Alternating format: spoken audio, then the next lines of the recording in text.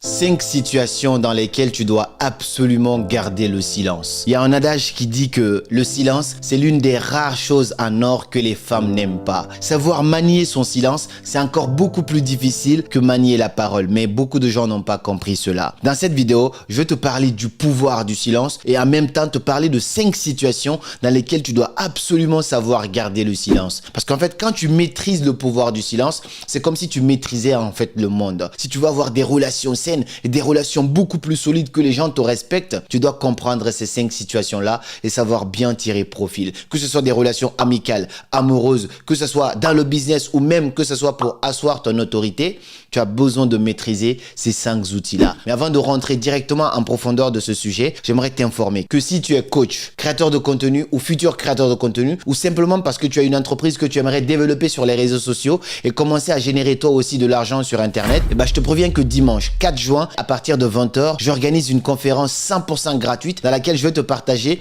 3 astuces à mettre en place pour commencer à gagner en visibilité sur les réseaux et toucher jusqu'à 5 000 € par mois grâce à la vidéo. Et dans cette même conférence, je vais te parler de toutes les sources de revenus que tu pourras tirer de Internet et franchement, ça pourra te changer la vie. Les places sont limitées à seulement 200 personnes et donc les premiers arrivés seront les premiers servis. Clique sur le lien qui se trouve juste en dessous pour t'inscrire parce que ça va aller très vite. Alors, le silence. D'abord, il faut comprendre une chose. Il y a des situations dans lesquelles tu as besoin de garder le silence, tout comme il y a des situations dans lesquelles tu ne dois pas garder le silence. Savoir faire la nuance des deux, c'est pourquoi on dit que savoir manager son silence, c'est beaucoup plus difficile que manager sa parole. Parce que bien qu'on parle des avantages du silence, mais parfois, lorsque tu te tais, ça peut te détruire de l'intérieur. On dit que tout ce que tu ne sors pas par des mots vont finir par des mots. Donc parfois, c'est important de s'exprimer, de dire ce qu'on ressent, mais il y a des situations cruciales dans lesquelles tu dois apprendre à garder ton silence. Le silence ne veut pas dire que tu as peur, c'est juste que tu as une sagesse, tu as un contrôle de toi-même qui est assez élevé et beaucoup de gens aujourd'hui manquent énormément de cela. Alors la première situation dans laquelle tu dois absolument savoir garder ton silence, c'est face à la provocation.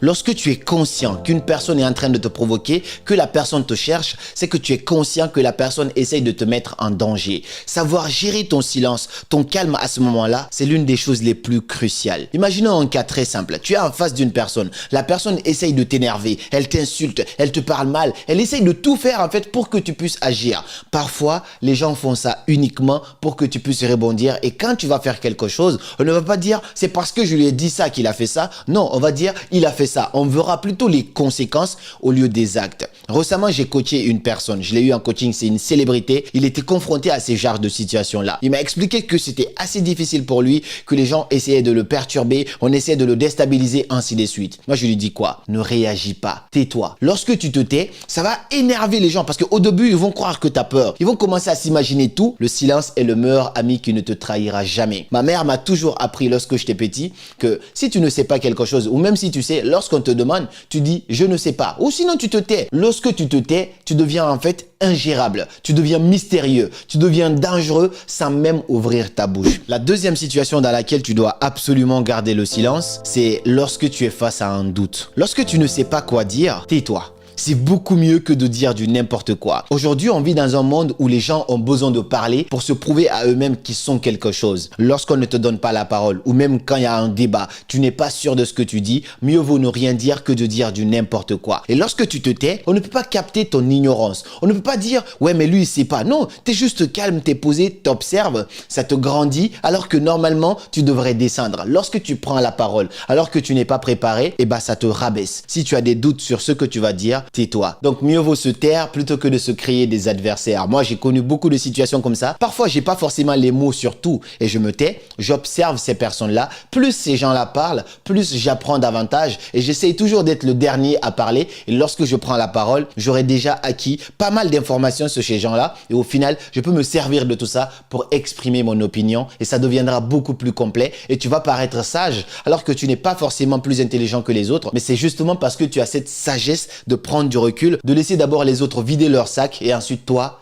tu vas t'exprimer. La troisième situation dans laquelle tu dois absolument garder le silence, c'est lorsqu'une personne se confie à toi. Personnellement, je fais des coachings. J'ai un lien, d'ailleurs, si ça t'intéresse, dans la description, je te mettrai un lien qui te permet de prendre un rendez-vous avec moi. C'est assez sécurisé, tout est propre. Tu viens, tu prends un rendez-vous, ça te permet d'avoir un échange de 15 minutes avec moi. Et plus tard, s'il y a besoin de coaching, on établit tout ça. Si tu as besoin de mes services, que ce soit sur le coaching en développement personnel, rupture amoureuse, ou que ce soit sur la création de contenu, tu peux prendre un rendez-vous avec moi, on en discute. Pendant 15 minutes, c'est comme ça que ça se passe. Donc, une fois, j'ai eu une dame en coaching. On était vraiment passé à l'étape supérieure, on était en vrai coaching. Elle était tellement mal qu'elle avait besoin de s'exprimer. Et j'ai compris que cette femme, elle n'avait pas forcément besoin d'un coaching. Elle avait besoin d'écoute de la part d'une personne de confiance, d'une personne qui ne va pas la juger, qui va juste l'aider à avoir des solutions. Au lieu de parler, j'ai eu le coaching avec la dame. Normalement, c'est une séance d'1 heure à peu près, tu vois.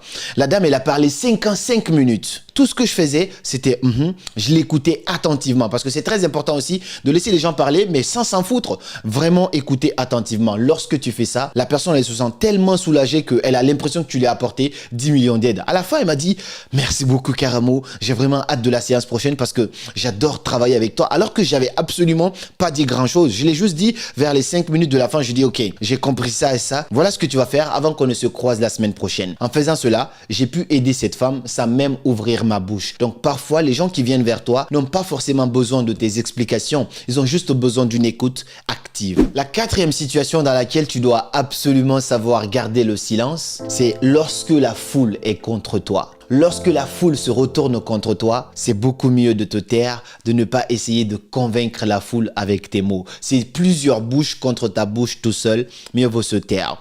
Très récemment, comme je te disais tout à l'heure, j'ai eu une personne en coaching, c'est une célébrité. Et cette personne avait beaucoup de polémiques autour d'elle. Beaucoup de gens disaient du n'importe quoi sur lui, sur les réseaux sociaux, ainsi de suite. Il a voulu réagir. Qu'est-ce que je lui dis? Là, c'est à chaud. Lorsque tu prends la parole, lorsque tu t'exprimes, c'est comme si tu parlais pendant que tout le monde parle. Et tu sais, quand tu parles pendant que tout le monde parle, c'est comme si tu faisais comme tout le monde, on ne t'écoute pas. Et donc, tu vas vraiment te ridiculiser. Dans ces situations-là, laisse les gens parler. Laisse les gens dire ce qu'ils veulent. Toi, simplement tais-toi. Laisse la vie faire son travail. Ce courant va passer et à un moment, tu auras vraiment l'opportunité de t'exprimer, de dire ta vraie version des faits et les gens vont t'écouter ou même te respecter. Et parfois même, tu n'as pas besoin de parler. Tu as simplement besoin d'agir. Et en voyant tes actions, les gens vont juger d'eux-mêmes. Lorsque tu es dans une situation où tout le monde pense que tu as tort, n'essaye pas de prouver le contraire avec ta bouche. Mieux vaut agir plutôt que d'essayer de contrer les gens en te justifiant, en faisant des discours par-ci par-là. Tu vas te ridiculiser et franchement, personne n'a envie de ça. La cinquième situation dans laquelle tu dois absolument apprendre à gérer ton silence, c'est lorsque tu as besoin de te faire entendre. Lorsque tu as besoin d'asseoir ton autorité. Imaginons par exemple une situation où tu es là à une réunion, tout le monde parle, tout le monde crie partout,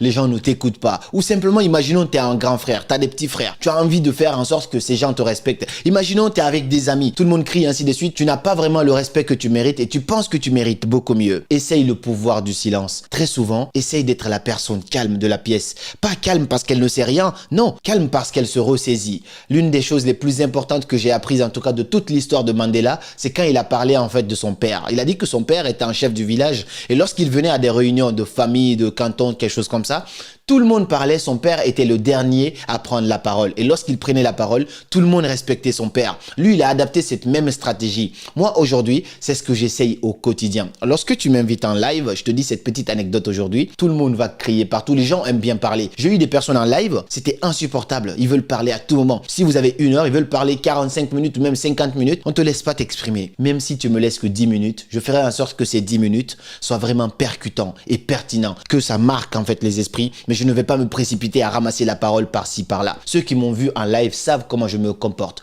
Je laisse les gens me donner la parole et quand on me donne la parole, je fais en sorte que tous ces moments de silence passés, que les gens réclament en fait ma parole. Qu'on se dise à chaque fois, Karamo, vas-y, parle. Mais je ne suis pas cette personne qui va sauter sur la parole à chaque fois.